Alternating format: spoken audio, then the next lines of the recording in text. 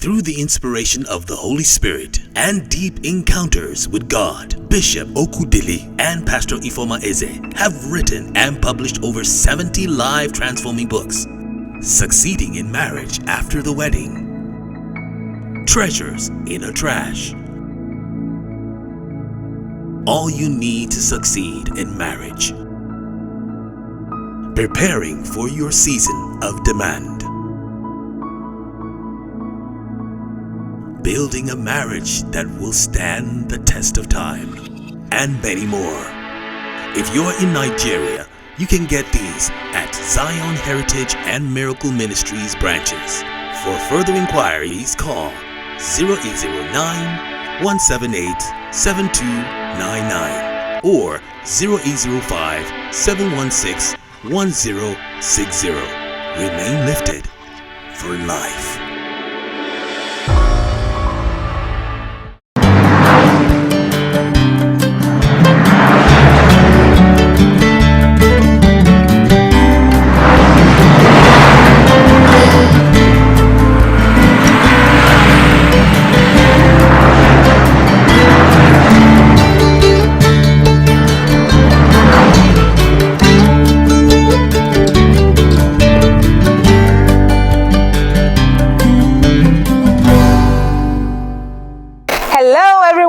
And welcome to Checkpoint. I want to start by saying thank you so much for all that you do for us at Checkpoint. Thank you for your likes, your shares, your comments, and for subscribing on our YouTube channel. Thank you for also clicking on the notification bell. And because of that, you'll be notified of any new video we share on that platform. So thank you so much for all that you do for us at Checkpoint. And because of what you do, our message is reaching a wider audience. So thank you, and thank you again. Now it's time for Checkpoint. I'd like you to begin to share those links. Share this link to your friends, your relations, your associates, your neighbors. Let them know that Checkpoint is on again. We are excited to be here. All right, and today we have something very, very interesting. As usual, remember at Checkpoint, we always edify, enlighten, and empower you with information that will change your life. So please go ahead, invite your friends, your relations, your associates, and your neighbors, and let them know that Checkpoint is on right now. After the brief advert, I'll be back after the break. Thank you so much. Don't go anywhere.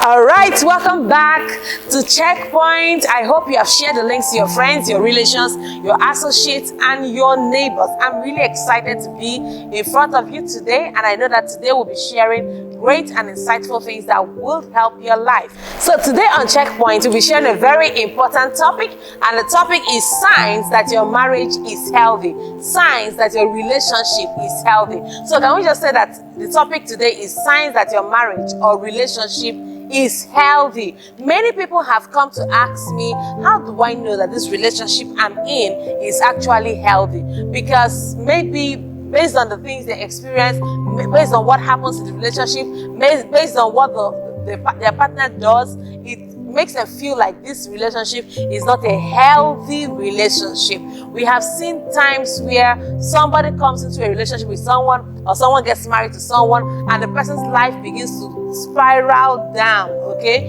it shows that it's not sign of health. Let me tell you, when you meet a person, maybe a child, and after a while you go back and meet that same child, and that child has grown in height. That is what we really mean as, that's what we really understand as growth. But assuming you use something and hit that child, God forbid, nobody's going to do that, but you decide to hit the child, and then the child's head swells upward.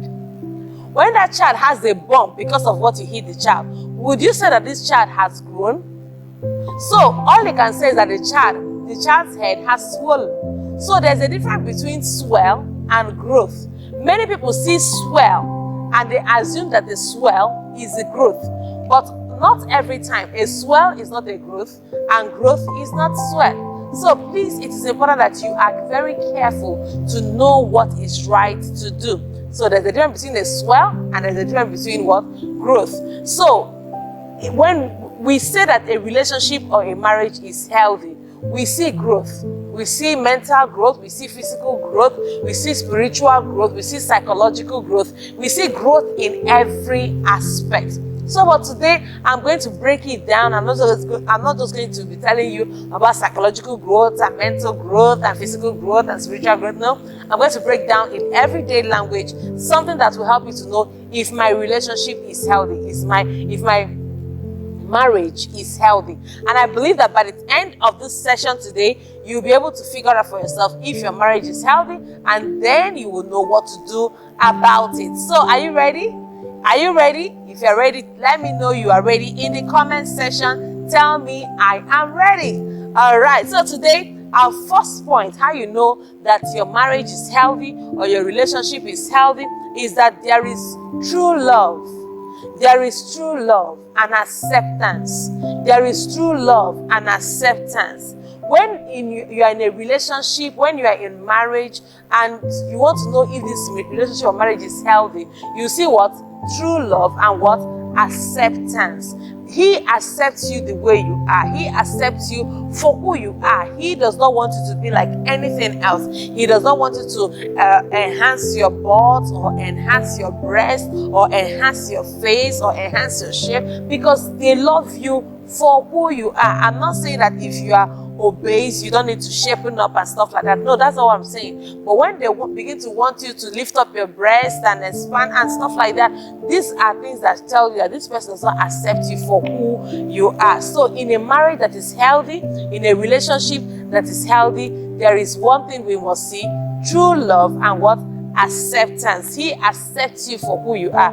She accepts you for who you are. They don't want you to be like anyone else. They don't want you to role play to become who you are not. They don't want you to keep acting out like you are someone else. They love you for who you are, and that is one of the basic ways through which you know if this relationship or marriage is actually healthy. Okay, so ask yourself, in my relationship, does he like me the way I am, or does he want me to become something else? I told you in a particular movie I watched, the name of that movie, the title of that movie is Size 12. So this guy was telling the lady, I really want to marry you, but I cannot marry you with this size that you're in. You have to reduce from a size 18 and become a size 12 before I can marry you. Now, in as much as I would want everyone to shapen up and look healthier and stuff like that, don't marry anybody based on conditions. Don't try to fit yourself like a round peg in a square hole. Don't try to force yourself to become who you are not just because you want to be in a relationship with someone. If you keep trying to shapen yourself up, become something else in order to meet that person's need, it will not stop. That greed will continue. That insatiable situation or habit will continue, because if your breast has been enlarged today, you will say it's not breast enlargement I want. What I want now is what? Butt enlargement. If it's not butt enlargement, I want face enhancement.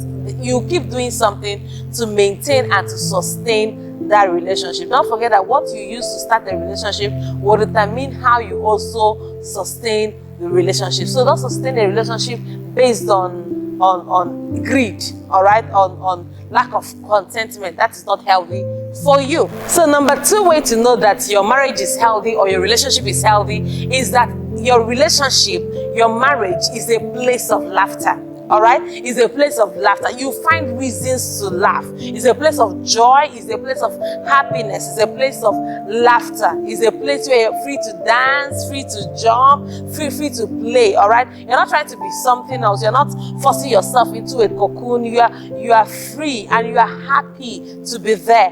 Have you ever seen somebody in a relationship where the person say, "Oh, I like being serious with him. I like being serious with her"? Listen to me. Something is wrong somewhere. Marriage, relationship, it should be a place of what? Joy, fulfillment, laughter, happiness. All right. So you should find reasons to laugh over nothing. My husband and I have different ways through which we make each other laugh, and sometimes people be wondering what is even making them laugh. We laugh over almost everything. All right. So some silly things, some stupid things, some things that even make sense. So we laugh over everything. We can crack joke with just about anything. So your marriage, your relationship should be a place of laughter. I've always said it before and I will say it again. Marriage is meant to be enjoyed. Marriage is not meant to be endured. Let me say it again. Marriage is meant to be enjoyed. Marriage is not meant to be endured. So when you see yourself enduring marriage, when you see yourself enduring a relationship, something is obviously wrong somewhere. You have to make sure that your marriage is a place of joy, a place of laughter, a place that is fun. Don't make marriage look like labor. Don't make marriage look like punishment. Marriage is not bondage. Somebody asked me a question the other day and she said, Mama, is marriage bondage? Listen to me, marriage is not bondage. Don't listen to people. People have their views. They will say all sorts of things on social media, but please make sure that you know what is right. Marriage is not bondage. Marriage is okay. Let me strike a balance here. Marriage may not be a place of joy and laughter on a daily basis. There are days when you will not feel like laughing. There are days when you don't feel like jumping around. But on the average, okay, on the average, it will be a place of laughter. It will be a place of joy. If something is chasing you and you are running, you want to run back to that marriage. You want to run back to that relationship. You want to be anywhere else because you know that this place is a place of safety for me, is a place of comfort for me, is a place of laughter for me, is a place of joy for me. So it is important that you understand this, because when you're in a relationship and that relationship is always filled with fighting, filled with pain, don't listen to those people that say you have to fight first, you have to quarrel several times before you make it in a relationship. Listen to me, because they're finding it terrible,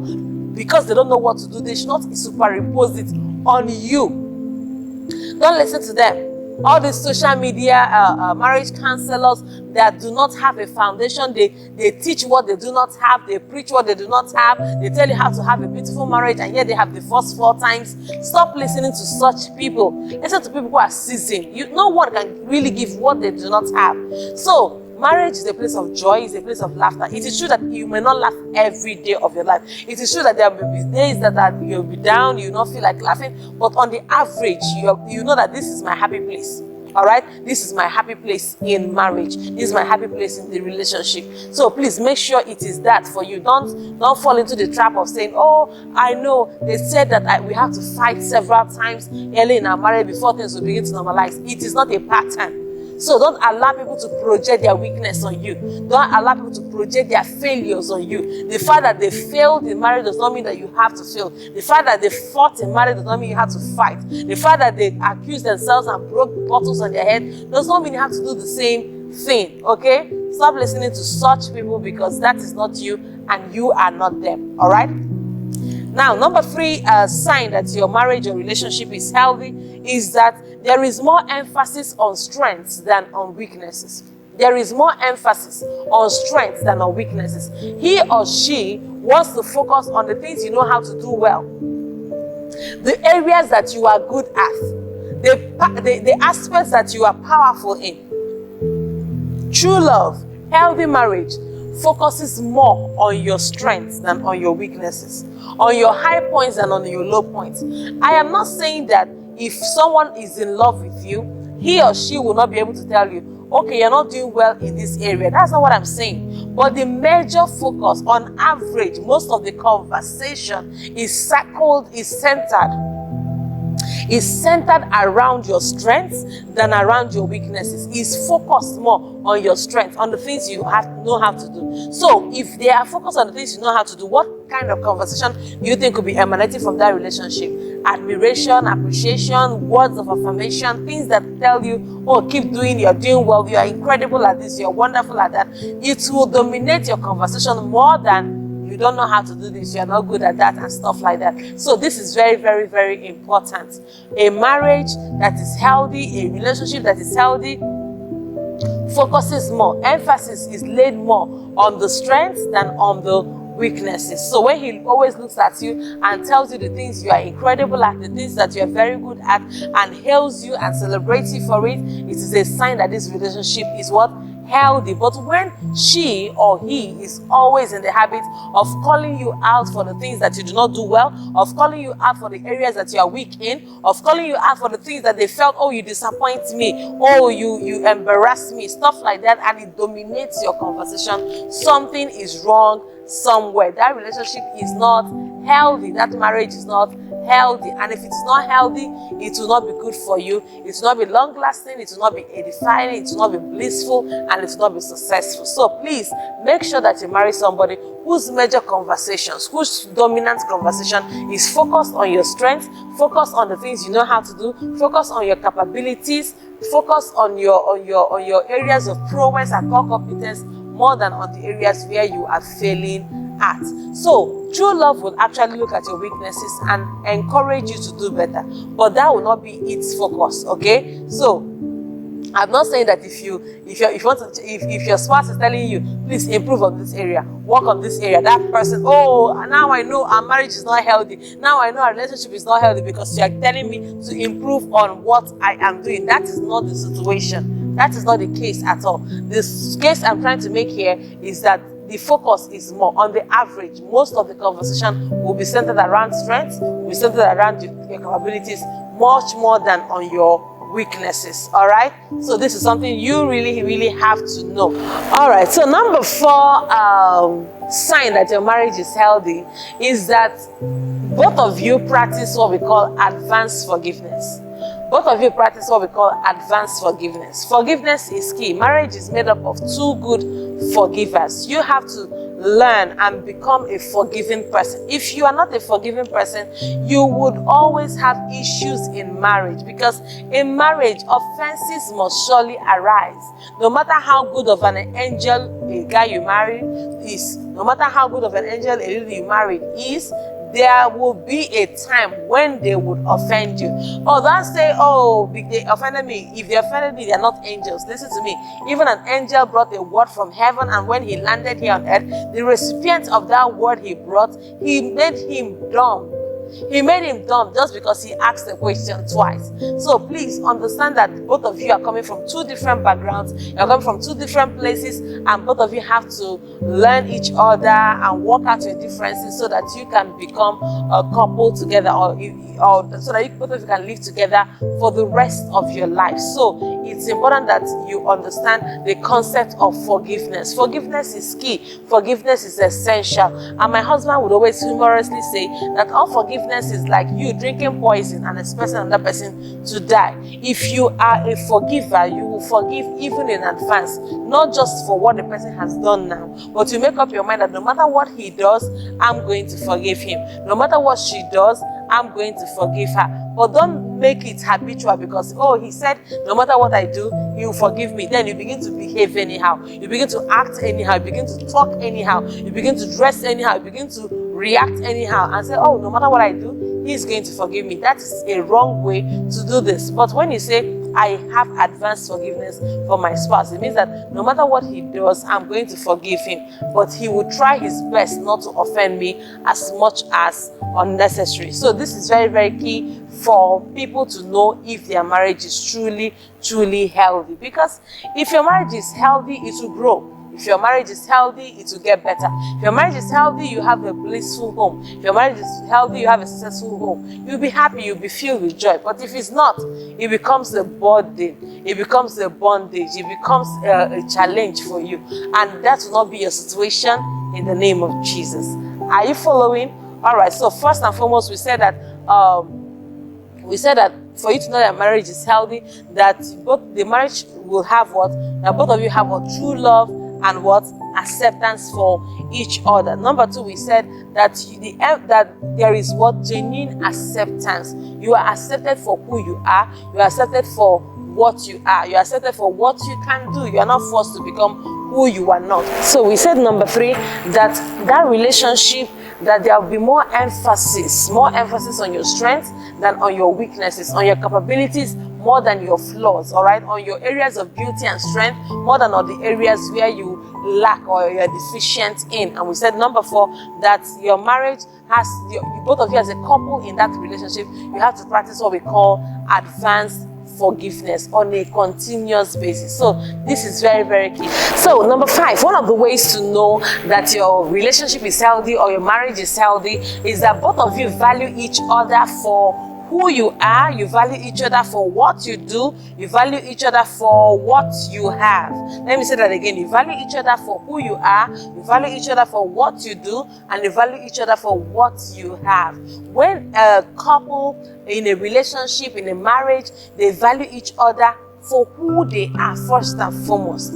So you know who he is, you know what he does, you know what he has, and you still value that person. You still have value, you still have regard, you still have respect for that person. Then that is a sign that the marriage is healthy. Have you heard of spouses and they're having a conversation and somebody mentions something about the husband, about the wife, say, forget that one, said. If you do that, it's a sign that you do not value what who he or she is, what they have, or what they do. Have you seen a couple and they're having a conversation? Maybe as they're having that conversation, one of them says something like, can't you just leave that your job? How much are you making from that job? Just leave that job and stay at home. Listen to me. That is a sign of lack of value, because when you value him, whatever it is he does, whatever it is she does, must be very important in your eyes, because it is important to them, because it is interesting to them, because it's something they see as a means of livelihood or as a purpose in life. It is important. So you have to value what they value. And there are people that are so arrogant that they feel that it's just what they do that matters. It's just who they are that matters. It's just what they have that matters. So when you get into a marital relationship, you have to understand that what he does, what she does is important. Who he is, who she is important. What he has and what she has is important to them. Don't trivialize their giftings. Don't trivialize their work. Don't trivialize what they do. Don't trivialize where they work. There are people that they are in a relationship and they have no single value for each other. Maybe you're the one making the bigger salary into the house. You're the one bringing the bigger income. You're like the breadwinner, and then you cannot trivialize whatever it is he or she brings into the relationship. So don't say because I'm the one who makes millions every month. You, how much thousands? Just make tens of thousands every month, and then you shouldn't be disturbing me. You shouldn't have a say in this house. That is not right. Have value for each other. Have regard for each other. Have respect for each other. This will help build your relationship powerfully. It will help your relationship not to suffer. It will make you to have a very healthy relationship. Okay, so let's talk about number 6. Number 6 way to know that your relationship or your marriage is healthy is that there is admiration and appreciation in the relationship. Another way to know that your relationship is healthy, that your marriage is healthy, is that admiration and appreciation is not scarce. Let me say that again. Appreciation and admiration is not scarce in the relationship. That's another way to know that the relationship is healthy. Any relationship that admiration and appreciation is scarce in, it is not healthy at all. So you have to make sure that you are on a consistent attitude of appreciating your spouse for the little things they do.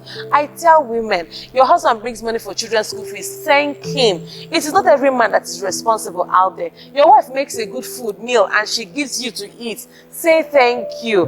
That stress she put out in the kitchen, there are some women that will not cook food that is even edible. The food will be tasting so terrible. Either there's too much salt in it or there's too much pepper in it. But your wife makes good meals.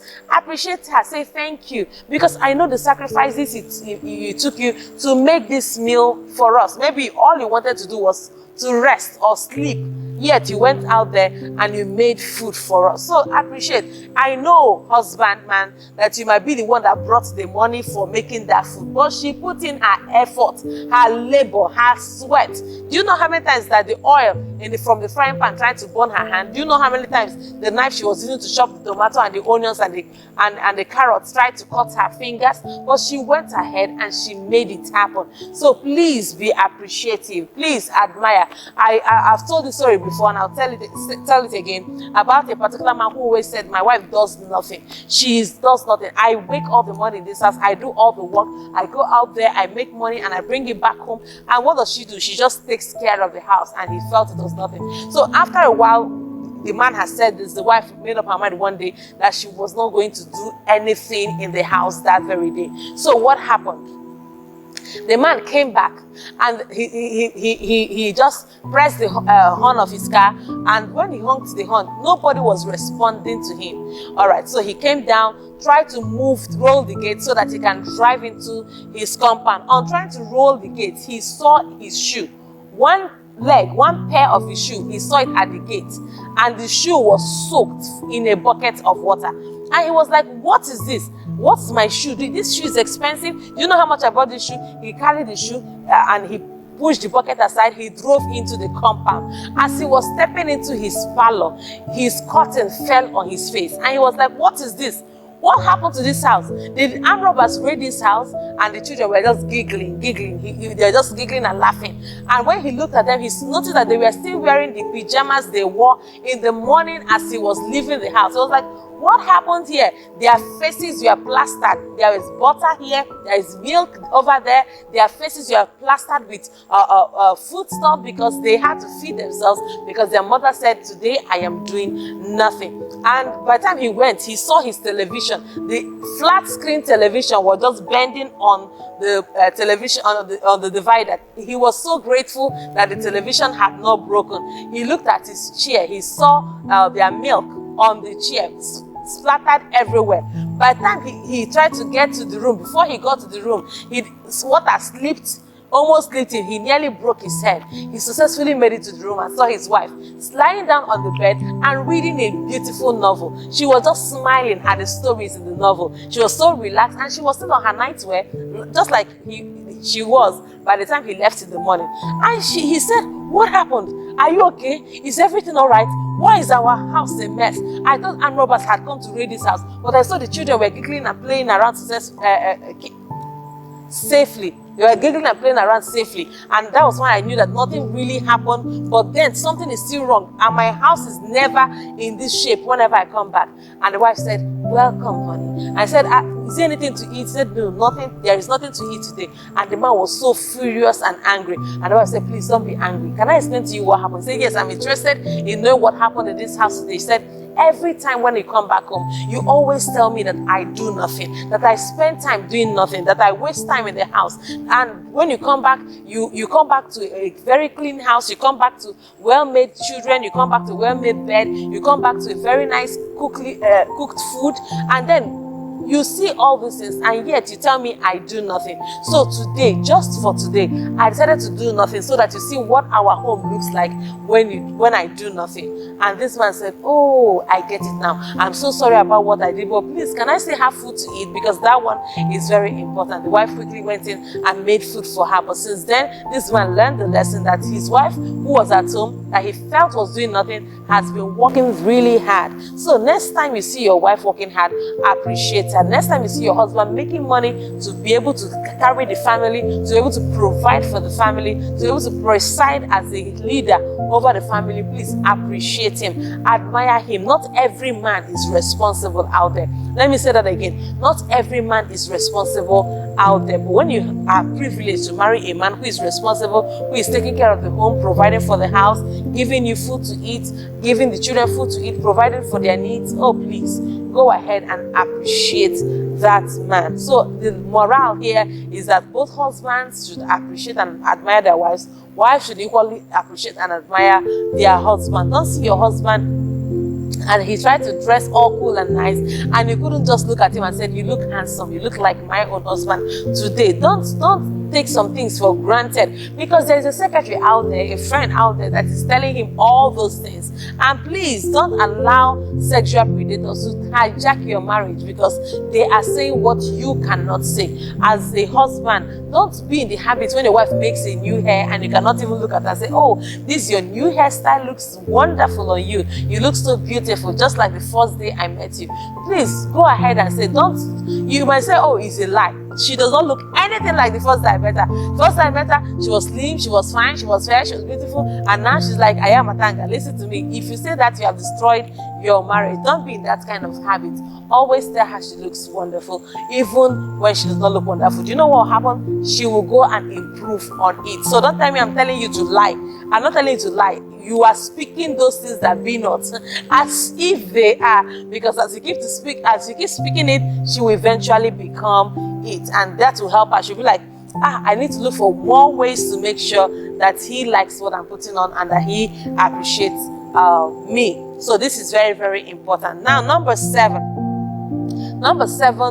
way to know if your marriage is healthy or your relationship is healthy is that quality time is given, not leftovers. Quality time is given, not leftovers. There are spouses that are in the habit of always giving leftovers. What is leftover? Leftover means that you have done the things that are important to you, and now the time you are spending with him or her is a leftover time. No marriage can be sustained on leftover time. Can we say it again? No marriage can be sustained with leftovers. If you are still watching till this point, I'd like you to comment this, type this in the comment section. No marriage can be sustained with leftovers. So it's important that you know this, because quality time is a time that you intentionally bring out so that you can spend quality time with your wife. What is quality time? And you're saying, honey, there's something I want to tell you. You say, yes. Oh, yes, I'm hearing.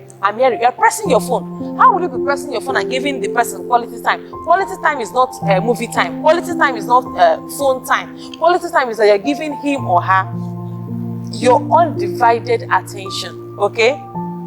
He is saying something, you are listening, you are responding, you are giving feedback. She is saying something, you are listening, you are responding, you are giving feedback. This is what we call quality time. Okay? Don't assume that quality time is, I'm spending time with you, but I'm doing something else that is important to me. Many spouses give their spouses leftover time, and it is not right. Please give your spouse quality time intentionally, deliberately. Create time to give to your spouse. Intentionally, deliberately create time to give to your husband and give to your wife. Don't give them leftovers. Leftovers are not okay. They cannot sustain any marriage. Many of you work so hard, you give your office all the time that you have, but you can't give your family at home anytime. Your kids don't even know who you are, because before they leave for school in the morning, you have left. Because before they wake up in the morning, you have left for work. And by the time you come back from work, they have slept. And some of you are living like strangers with your family members. You're living like strangers with your spouses, and that is not okay. There are some spouses that meet, where they meet is at the car park. He is coming back from the shift. She is going for her next shift. That shouldn't be the situation, and it's not going to help your marriage. It's not going to give you a blissful marriage. It's not going to build your marriage up. And this is something you have to internalize. You have to know this. So quality time is given. That's how you know a healthy marriage. In a healthy marriage, a healthy relationship, quality time is given, not leftovers. I would always tell you the story of my former relationship before I met my husband. The time I was receiving was what leftovers. It was leftovers. And I told myself, I am too good. I do not deserve a leftover time. I needed somebody who will be able to give me what? Quality time and quality attention. So this is very, very key, especially if you're somebody whose love language is what? Quality time or quality attention. It's very, very key that you make sure that you do not accept less than you actually deserve. So it's important that you know this, and it will really, really, really help you. Okay? So quality time is key, not leftovers. Don't give them time that is left. Maybe you keep working, and the only time your family has your time is during when you have a leave. And how many times do you have a leave in a year? So please don't do that, because a day will come in your life when all that will matter will be those moments shared, those times shared, those memories shared. A day will come in your life when that will be all that truly matters in your life. So please don't mess that moment up. Nelson Mandela said something. He said that his only regret was that he did not have a better family life, a better relationship with his wife and children. So please, it's very, very important that you do not live a life that when you get to a certain age in your life, you begin to live with what? Regret. So you can do better. If you know better, you will do better. And I believe that with this video, you are knowing better today and you will do better. All right? So let's talk about number 8. Number 8 way to know that your marriage or relationship is healthy is that when you confront problems, you do not attack the individual. Let me say it again. When you confront problems, you do not attack the individual. Let me give you an example of confrontation and attacking of the individual. Assuming this is my book, A book I gave my husband to hold for me, or a book I gave my wife to hold for me. And I come and I see this book torn, and I'm angry. Why did you allow my book to get torn? You know how important this book is to me. I gave you this book so that it can be safe, but now it is torn. I'm not happy about what you did. This is confrontation. Okay? This is me confronting my spouse over what he or she did wrongly. But let me tell you about attacking the individual. In attacking the individual, it will sound something like this. I gave you this book for safekeeping. You know how important this book is to me. I gave it to you and you allowed it to tear. This is how you have messed up everything in your life. You can never do anything well. Just this book I gave you to keep for me, you have messed it up like you have always messed up everything in your life. You see, we're no longer talking about a book here. We have moved from this book, this issue at hand, and then this individual is now attacking this person's personality. So please, no matter what kind of conflict you have, confront the conflict for what it is. Do not extend it to his personality. Confront the conflict for what it is. Do not extend it to her personality. Don't make him or her feel like they are devils because they failed in one little aspect of life. They have messed up their entire life. Don't make them feel like a failure.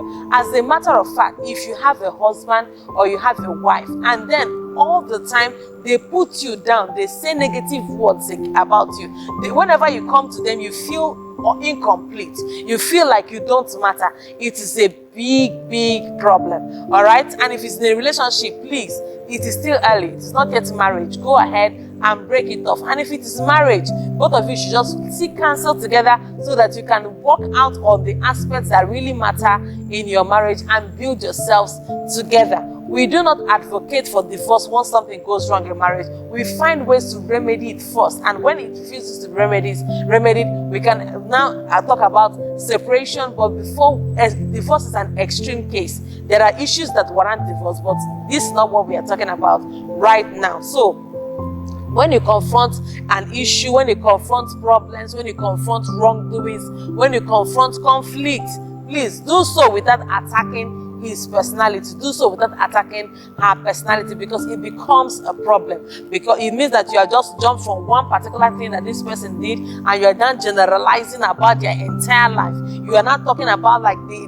never do well just because they failed in one single assignment. You have to be very sensitive when you handle such issues. All right, so let's talk about number 9. Number 9 way through which you know that your relationship or your marriage is healthy. These are the things that I'm showing you so that when you look at them, you can say, okay, my marriage is healthy or my relationship is healthy. So number 9 way for you to know, number 9 sign for you to know that your marriage is healthy or your relationship is healthy is that there is understanding and attention to needs. There is understanding and attention to needs. Both of you should come to a point where you're able to understand each other, where you're able to give attention to what he needs, to what she needs. Because it is wisdom for you to pay attention. It is wisdom for you to understand. By understanding, you understand this person's love languages. By paying attention, you know what does he need now. When he's angry, what does he need? Does he need a shouting and screaming wife? Or does he need some privacy or some quietness or some gentle talking to? What does he need? This is the aspect that you have to figure out for yourself, because what one man needs is not what other men need. What one woman needs is not what other women need. Now, when she's angry and she's confused and she's crying and she's feeling sad, what does she need? Does she need your lecture? Does she need your preaching? Or does she need you to just hold her tightly and tell her that everything is going to be okay? So what does she need? You have to understand this. You have to pay attention to needs. Some times that you have not paid attention to needs might be the greatest area of marital problems you have ever had in your marriage, and you should be aware of that. So please find out what are the needs. What does he need? What does she need? If you notice very well, I did not say attention to what wants. I said attention to needs. I did not say attention to wants. what will help your marriage is when you pay attention to needs, even much more than you pay attention to what? To wants. So it's very important. Find out what is his need now. Because his need now may not be his need tomorrow, may not be his need by night. What is her need now? Because her need now might not be her need tomorrow or her need at night. So you have to use wisdom to figure out what does he need or what does she need, and then you try as much as possible to meet the needs based on the capacity that you have. All right. So number 10, and the final one for today, the number 10th sign for you to know that a relationship is healthy or that a marriage is healthy is that both individuals in that relationship need to have a solid relationship with God. If you do not love God, if you do not have a solid relationship with God, a lot of things can go wrong, because someone who is not influenced by the Holy Spirit will be influenced by demonic spirits. Let me say that again. You can type this in the comment section. Somebody who is not influenced by the Holy Spirit will be influenced by demonic spirits. So if the Holy Spirit tells him, go and meet your wife, take care of her, the demonic spirit will say, neglect her. What does she feel like she is? You have to cut her wings. You have to clip her wings because she's feeling too big. That's the voice of the demonic spirit. And at the end of the day, the different roads that they give you will determine where you eventually end up. Make sure that both of you have a solid relationship with God. A solid relationship with God will help your marriage, will help your relationship, will help both of you to do what is right for that relationship. You will not make mistakes, you will not live wrong, you will not be influenced negatively, you will not begin to do things you are not supposed to do in that relationship, because it becomes a problem. It hurts the other person. But when you have a solid relationship with God, God is love, and everything he does is love. He will influence you to love your spouse the more. He will influence you to care for your spouse. He will influence you to look out for your spouse. But when you are not in love with God, it becomes a problem. As a matter of fact, loving God makes loving your spouse easy. Can we type that in the chat, in the comment section? Let's type that in the chat area. All right? Loving God makes loving your spouse easy. That's it. That's just it. When you are able to love God easily, it also helps you to love your spouse easily. I believe that with the few things I've shared with you today, you'll be able to know if your relationship is a healthy relationship. You'll be able to know if your marriage is a healthy marriage. And then, if it is not, what then do? You begin to walk in these particular areas, because you now know that these are the areas where my marriage is failing or where my relationship is failing. When you do that, you begin to work it out, and as you work it out, it will become a working marriage. I would always tell people that marriage is not wished. A good marriage is not wished.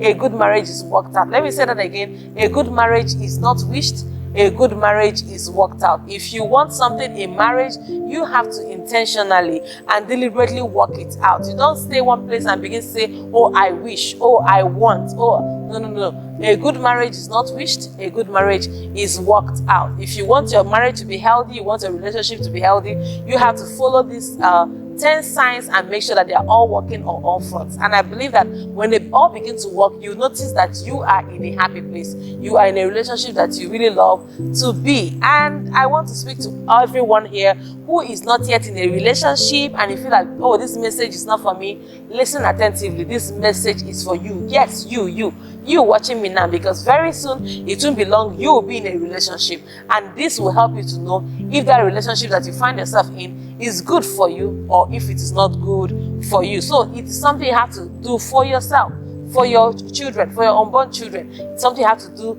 for your family members, so that they will not end up in tears because you made one wrong choice in marriage. So these are the few things I wanted to share with you on signs that show signs that your marriage is healthy or signs that the relationship is healthy. So these are the few things I wanted to share with you, and I believe and I hope it has been able to edify you, enlighten you, and empower you in life. So go ahead and make that relationship beautiful. Go ahead and make that marriage beautiful. I am rooting for you, and I know that you will win on every side. Until I come your way again, keep making a positive, indelible mark in the lives of people and in the sands of time. I love you so much. Bye.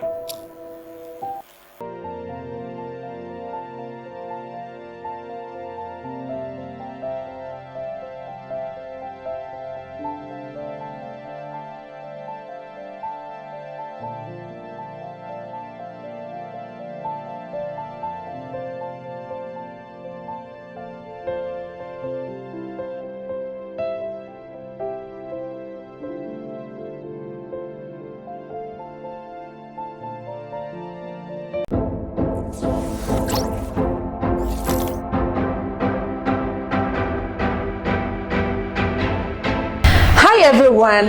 I hope you were blessed by that message. All right, so I want you to just go ahead and support us. If you are led, go ahead and just sow into the account right on the screen.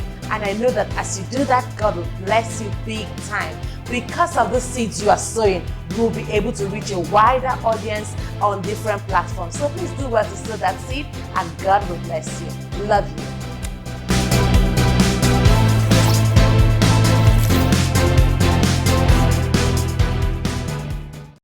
Through the inspiration of the Holy Spirit and deep encounters with God, Bishop Okudili and Pastor Ifeoma Eze have written and published over 70 live transforming books. Succeeding in Marriage After the Wedding, Treasures in a Trash, All You Need to Succeed in Marriage, Preparing for Your Season of Demand, Building a Marriage That Will Stand the Test of Time, and many more. If you're in Nigeria, you can get these at Zion Heritage and Miracle Ministries branches. For further inquiries, call 0809-178-7299 or 0805-716-1060. Remain lifted for life.